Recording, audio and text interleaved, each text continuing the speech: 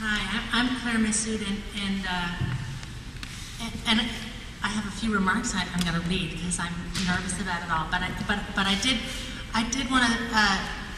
There's this great irony for me as a writer in the struggle for the Rose Museum, and that is that in the past months I've had many conversations with other writers and with artists about how the financial crisis of our nation may be in some way a salutary thing. That over the course of the past decade or longer, our priorities as a nation had gone wildly astray, and that people believed that money was everything. And how great for us all to realize that money isn't everything. And that this will precipitate a return, this is the conversation we have, this will precipitate a return to the things that matter. Chief among them, for those of us who work in the arts.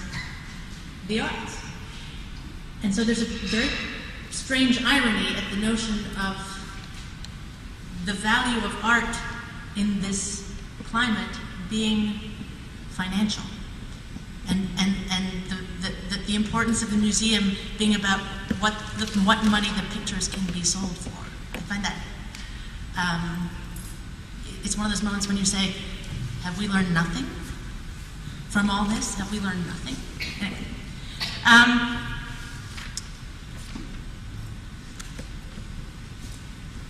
What's the point of having an art collection at a university?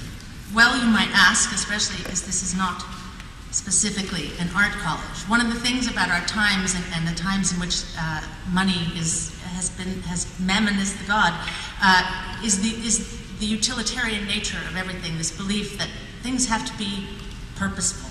And if you're an art college, you might have an art collection. But if you're a liberal arts institution, why would you have it? You can't say that each student is required to sit in front of the paintings and copy them in an attempt to learn their techniques. And if they were, we would recognize all too clearly the absurdity of such an assignment. The direct purposefulness of this art collection cannot ever be entirely clear.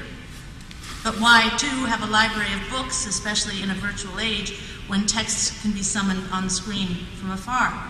Why support the performance of music and theater on the campus? By extension, of course, the perennial question of why any student, or for that matter, any teacher, should bother with a liberal arts education, which in its breadth and open-endedness, in the supreme pointlessness of its form, fails to direct students to any practical profession. Wouldn't it be better to study nursing, or business administration, or mechanics?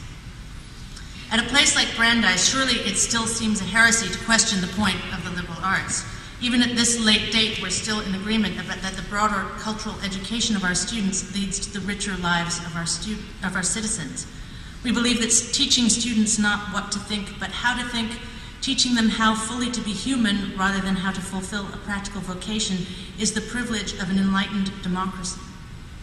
If indeed we believe this to be so, if indeed we can still wholeheartedly support the type of education that Brandeis provides to its undergraduate and graduate students, then it stands to reason that we must stand up for the Rose Museum and insist that it be saved.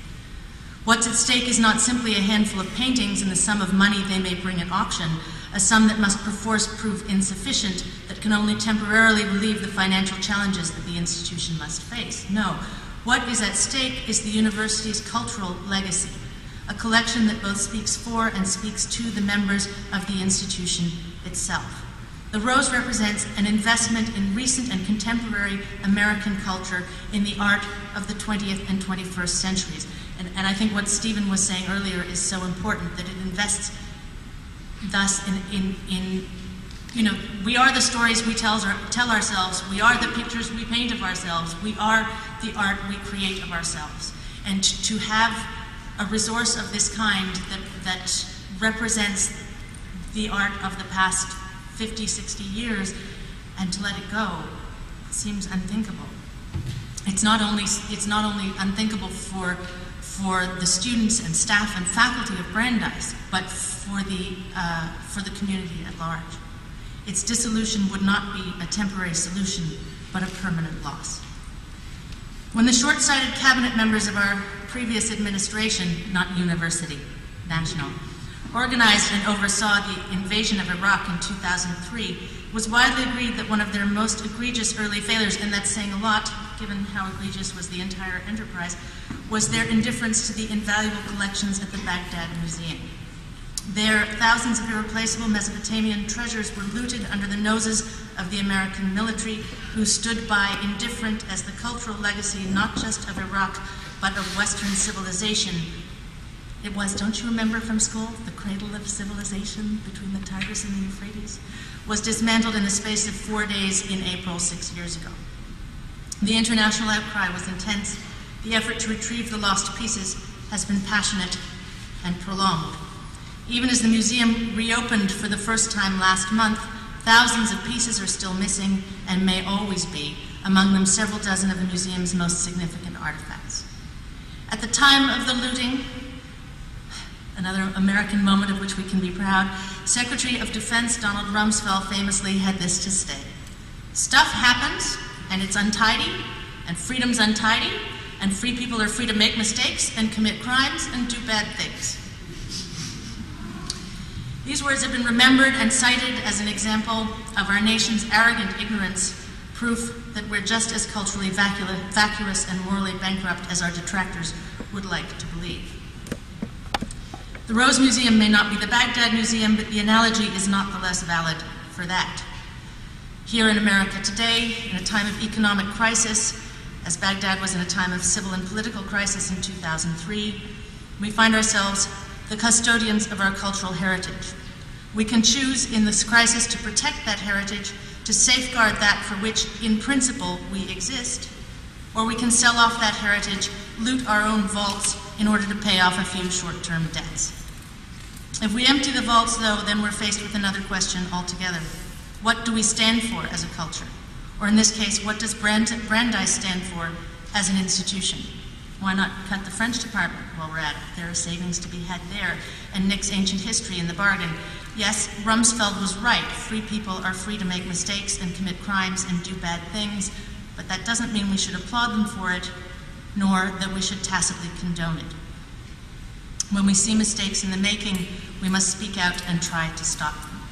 If Brandeis is to stand as a beacon of higher education, a symbol of the richness of higher learning and cultural and artistic exploration, then it's imperative that its crown jewels, the fruits precisely of that broader culture, of those artists, remain intact. Otherwise, Brandeis risks having a hollow at its core, risks losing some sense of its mission. Once they are sold, no amount of wishing or lamentation, or even efforts to rebuild and rebuy, can bring back the artworks in this precious collection, or can recreate the learning, discovery, and inspiration that their presence at Brandeis encourages. Once the mistakes have been made, as we know all too well from the heinous examples of our shared recent history, they cannot be unmade.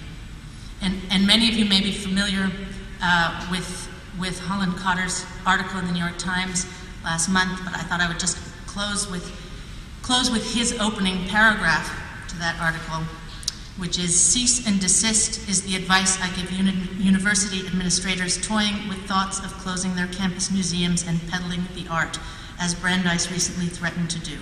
Just stop. Period. Bad way to go." Hear him.